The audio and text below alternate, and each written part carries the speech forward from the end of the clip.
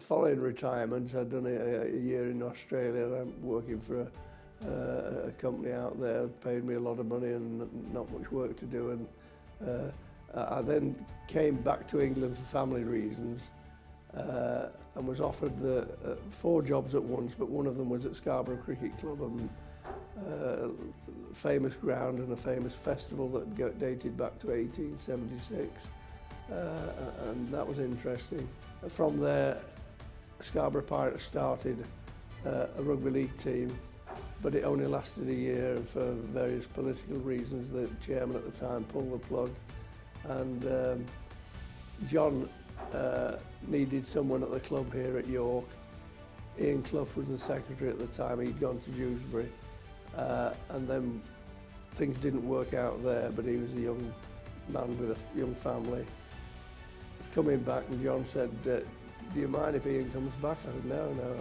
But then I finished up doing 3 further spells at York when they changed the secretary and general manager, and that's how I got to York. I watched every game, first team and second team, and watched young players come through, and there were a lot of good young York-based players, which was always interesting, and the spirit was always good. And the theme with York, even long before I came to the club, they not always had a lot of success. Pre-war days, they had a wealthy chairman who used to say, oh, there's a wad of money, go down to Wales and sign a scrum half or a standoff or whatever. Things had got more difficult over the years, but I'm really interested in being involved at the club level. Previously I'd done it through head office, through the Rugby League, and so I knew both sides of the way the sport was run, yeah. He would come every week for the board meeting, and then the afternoon he'd give to going through the finances and what we could afford and what we couldn't afford, and very easy-going man, and without John the club wouldn't have lasted as long as it did. Seeing the progression that the club has made from when it folded, and they had difficult times and the club eventually folded, we started again and different people made contributions. The support has always been there for Rugby League in York, not to the same extent that it was years ago when there were lots of amateur clubs, but that's the same all over the Rugby League. There aren't as many amateur clubs as there were, but there's still some good, strong clubs in York, and good relationships between the amateurs and the professionals, and players coming through, and we're signing good players from locally as well as further afield, and now in very good hands and looking to the future and changing in Rugby League and the possibility of York becoming a Super League club. I don't think we could have expected anything any better. I've watched Rugby League since 1939, so next month on the 16th of December will be the first game I saw 83 years ago, and by next summer when I hit the 90 mark, I will have been watching the game for 84 years.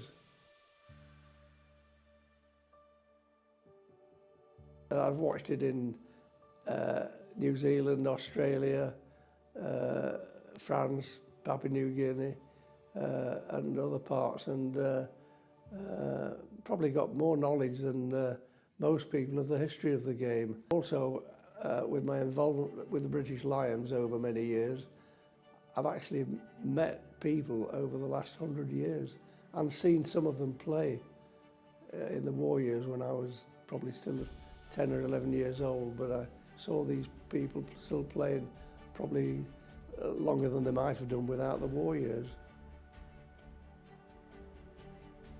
Oh, I think it's got to be good, because people will learn things about the club, and I'm sure I'll be one of them, things I didn't know, and see the perspective of the players, and great players like Graham Steadman, who I've got to know a little bit better recently with the World Cup being on, and so many other players that have been here a long time. And in my time as general manager, we had Stuart Horton was captain, signed from Castleford, who had won the cup 2 years previously, and Stuart was part of that. And we've had other good local players, Richie Hayes and Craven, and a lot of, well, Lee Deakin and Alex Godfrey, well-known players, good history in the game, and they've done well. And it's nice to see progression from that to more local people, young players we've signed locally like AJ Taus, and family background, of course, in rugby league with I think it's his mother's father or grandfather, I'm not quite sure whether it's his grandfather. So there's a lot of links, and you get links with sport people. It's in the genes, and it goes from father to son through all the way down. Well, York has always been, and I've got a lot of knowledge of all the clubs in the league. As I say, I visited every ground in the league every year when I was at the Rugby League. So I got to know them well, and some I knew even better than others.